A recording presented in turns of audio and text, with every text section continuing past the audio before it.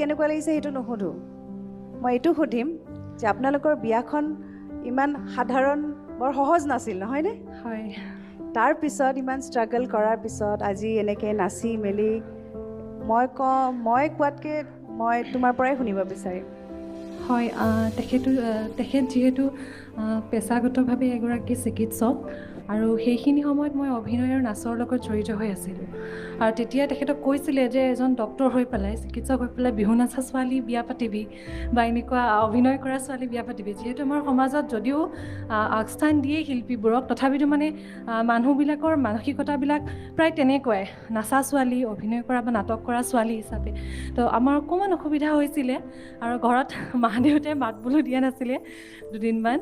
তাৰপিছতে আৰু কিছুমান ৰিমাৰ্ছ ওলাই গৈছিলে আমাৰ বিষয়ে যে আমি কোৰ্ট মেৰেজ কৰিছোঁ, কিবা কিবি মানে এনেই ওলাই গৈছিলে। তো তেতিয়ালৈকে আমাৰ ইমানখিনি আগবঢ়া নাছিলে আৰু আচলতে তেখেতে মোক বহুত ছাপৰ্ট কৰে। আৰু আজি মই তেখেতক সেৱা কৰি আহিছোঁ। হয়তো মানে মোৰ যিহেতু তেখেত মোতকৈ বয়সত ডাঙৰ আৰু প্লাছ আজি মা দেউতাৰ লগত অহা নাই, আৰু তেখেতক মই মানে যিখিনি সময়ত যেনেকৈ মানিব লাগে তেনেকৈয়ে মানো। আৰু তেখেতে বহুত ছাপৰ্ট কৰে। আৰু